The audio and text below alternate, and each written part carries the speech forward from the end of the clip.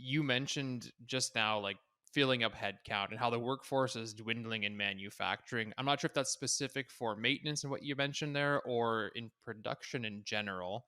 But it's been a popular topic as well on your podcast. How have you seen digital tools play a role in solving these knowledge transfer problems?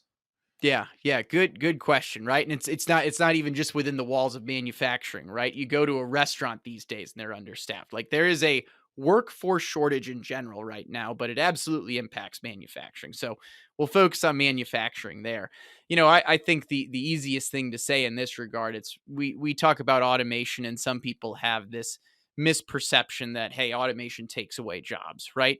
And automation is not going to be taking away jobs until we're not even close to filling all the open jobs that are there yet. This is like millions of jobs away before that becomes a concern.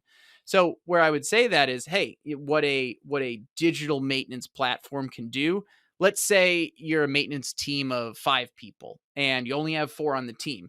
You can probably get more out of those 4 people today, and you can't fill that last head count if you have a tool that allows you to be proactive, right? If you're spending all your time on reactive tasks, chances are those 4 people are tied up and you desperately need that other resources.